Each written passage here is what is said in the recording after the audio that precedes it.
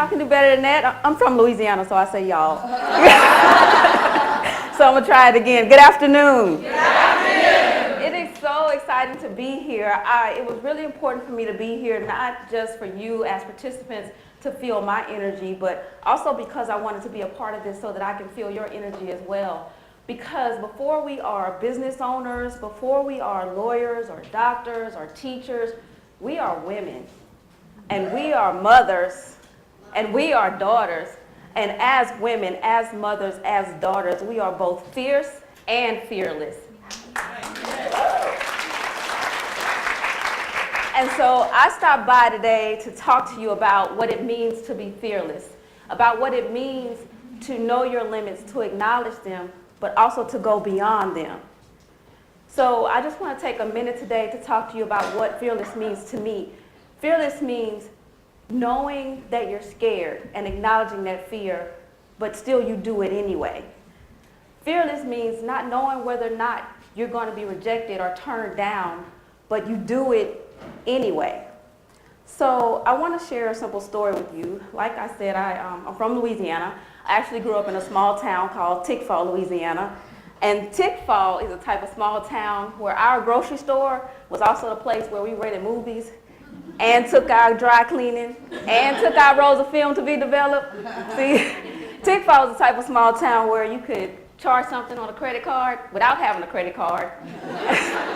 And the grocery clerk knew who to charge it to without even asking your name. And since I've been here in Toronto, Tickfaw is a small town. Whenever people ask me where I'm from, I just say New Orleans. I just say New Orleans.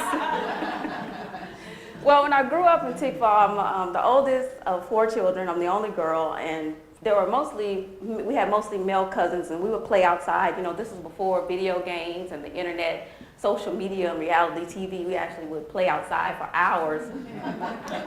And this one day, for some reason, my brother and my other cousins, they decided they wanted to climb this tree in my mom's yard. And I remember standing there looking at them like, what are they doing? I mean, this Tickfaw is the country, but climbing trees? And so they started climbing the tree, and I was standing there looking at them, and my younger brother, I was 9 years old, and he was 7 at the time, said, I bet you can't do this. And I was like, do what? I bet you can't climb this tree. I said, I bet I can. So I took my little skinny 9-year-old arms and legs and wrapped it around the tree and started climbing. What I learned about trees is they have this stuff on them called bark. And so as I'm climbing the tree, my arms and my legs are getting all scratched up, but I keep climbing. My brother says, we don't even want you up here with us. So I kept right on climbing. By this time, the scratches are getting worse and they're starting to bleed a little bit. You know how you get that little scratch and this blood is starting to break through because the skin is broken? I keep climbing. And as I get closer and closer to the top of the tree, it's harder to reach the branches. But still, I kept climbing until I made it to the top. And I remember sitting there out of breath, scratches, and just looking around, and I said, I could see all the Tickfaw from up here. I could see. What I learned from that experience, though, is to never to let anyone tell me what it is that I can't do in life. So as my mom got off work, and she asked me where I got the scratches from, and I told her, and she, said she was going to soothe them with alcohol, but it wasn't that warm alcohol. It was the other alcohol that burns when you put it on. And every time I tell this story, somebody always asks me, well, you could have fallen, you could have broken your arm or your leg or something.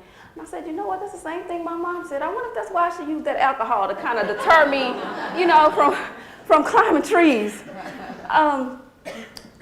So fast forward a few years ago, I went to the doctor for a routine eye exam, and the doctor told me that I have a rare degenerative eye disease called retinitis pigmentosa. And what that eye disease does is it causes you to lose your peripheral vision. So when Jennifer had us doing the trans, y'all lost me because I can't see on left and right. And it also causes night blindness.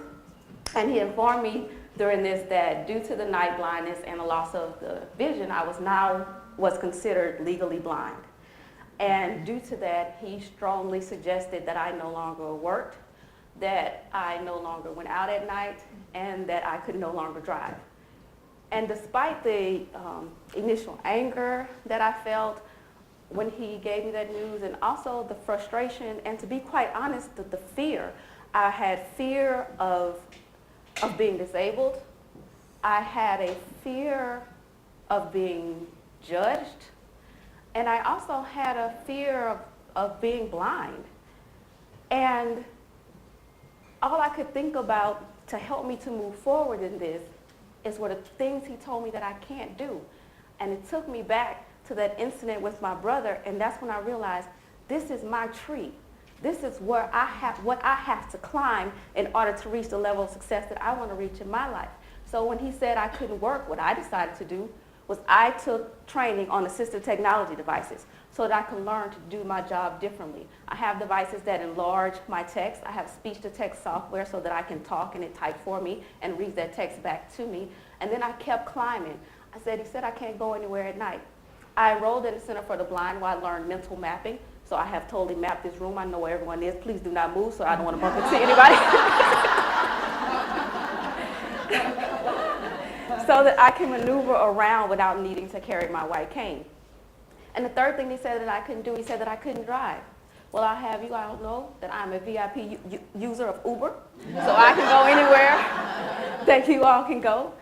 And I understand that, your struggles or your limits that you have in life may not be disability. They may not be blindness. You may be thinking about getting another degree or getting your first degree. You may be thinking about advancing and going to another level in your job. Or you may be needing to prove some issues in your home or in your marriage. Whatever it is, just understand that anyone that has ever been great has had to overcome some obstacles in order to achieve that level of greatness. And so if you're really going to be great, if you really want to get to the top of your life and achieve success, then you have to ask yourself these questions. Are you willing? Are you willing to climb the tree? Are you willing to get out of your comfort zone, get off the ground, and actually climb the tree to whatever success is in your life? Are you willing to do the thing that you're scared of doing, or to do the thing that someone says you can't do in order to achieve that level of success in your life? And most importantly, are you willing to endure the scrapes and the scratches and the bruises that come with success? Because people make success look easy, but it's not. It comes with a lot of challenges. And so I leave you with this quote from Les Brown. Les Brown said, if you do what is easy, then your life will be hard. But if you do what is hard, then your life will be easy. Thank you.